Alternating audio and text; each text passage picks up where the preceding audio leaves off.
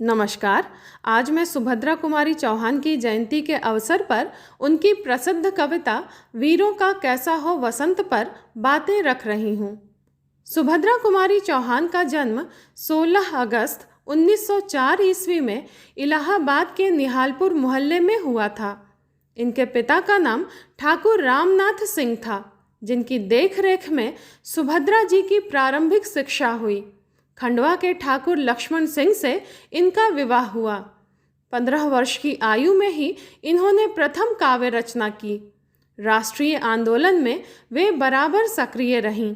उनकी कविताओं के संकलन त्रिधारा और मुकुल नाम से प्रकाशित हैं। उनकी कहानियों के संग्रह हैं बिखरे मोती, उन्मादिनी और सीधे साधे चित्र।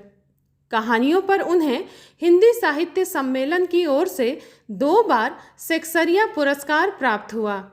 15 फरवरी 1948 ईस्वी में इनका निधन हो गया। सुभद्रा जी की 2 कविताएं झांसी की रानी और वीरों का कैसा हो वसंत इस कदर प्रचारित हुईं कि वे उनके नाम का पर्याय बन गईं।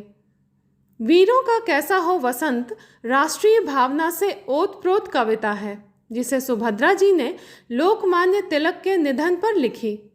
इस मर्मस्पर्शी कविता की मुख्य विशेषता यह है कि कवयित्री ने प्रश्न का उत्तर सीधे सीधे न देकर व्यंजना में दिया है। वसंत के मनमोहक वर्णन के साथ साथ वीर रस का अद्भुत संयोग प्रस्तुत कविता में दर्शनीय है। कविता की पंक्तियां देखिए।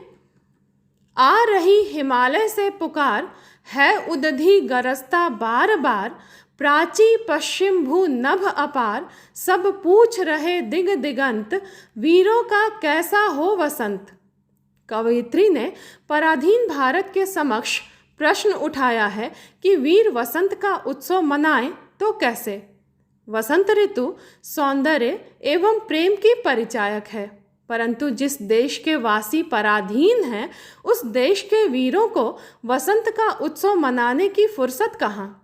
भारत के उत्तर दिशा में स्थित हिमालय, दक्षिण में स्थित सागर की गरजती लहरों, पूरब पश्चिम में दूर दूर तक फैली धरती और अनंत आकाश अर्थात सभी दिशाओं, इन सब से एक स्वर में यह प्रश्न उठ रहा है कि आखिर वीरों का वसंत कैसा हो। वसंत में सरसों के पीले पुष्पों की रंगत निखर आई है। ऐसा प्रतीत हो रहा है मानो ऐसे मनमोहक वातावरण में प्रेम के देवता कामदेव प्रेम रूपी रस लेकर स्वयं आ पहुँचे हों।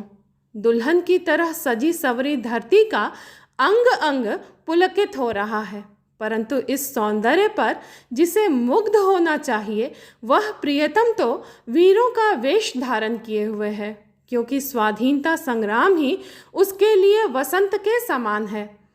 उक्त पंक्तियों में कवयित्री ने प्रकृति का मानवीकरण कर धरती को दुल्हन के रूप में चित्रित किया है। एक ओर वसंत के मनमोहक परिवेश में कोयल कूक रही है, वहीं दूसरी ओर युद्ध भूमि में बजने वाले वाद्य यंत्रों की ध्वनि गूंज रही है। जहां एक ओर आनंद है, खुशियां हैं, वहीं दूसरी ओर युद्ध की तैयारी है। रंग और रण 2 विरोधी स्थितियों का टकराव है। ऐसा प्रतीत होता है मानो आरंभ और अंत एक दूसरे से मिलने आए हैं।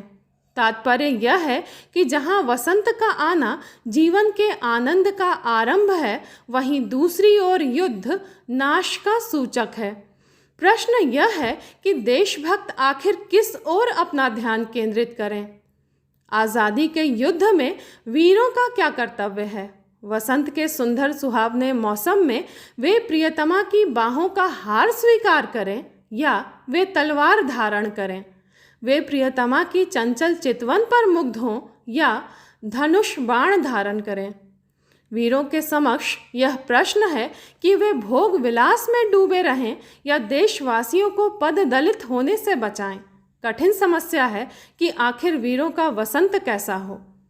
कवयित्री अतीत को मौन का त्याग करने के लिए कहती है। वह कहती है कि लंका इस प्रश्न का उत्तर भली भांति दे कि उसमें आग क्यों लगी थी। हम सभी जानते हैं कि किस कारण पूरी लंका में आग लगाकर हनुमान ने उसे राख कर दिया था। इन पंक्तियों में कवयित्री का स्पष्ट संकेत है कि आज भी विदेशी शासक अहंकार में चूर होकर भारतवासियों पर अन्याय कर रहे हैं। आज समय की मांग है कि संपूर्ण भारतवर्ष में विद्रोह की अग्नि प्रज्वलित हो। इसी प्रकार अहंकारी कौरवों ने पांडवों पर अन्याय किया, उनका अधिकार देने से मना कर दिया, तो उसका परिणाम महाभारत का युद्ध हुआ। इस कारण कवयित्री कुरुक्षेत्र को जागने और अपने अनंत अनुभवों को बताने के लिए कहती है, ताकि देश के वीरों में अन्याय का विरोध करने का साहस जागे।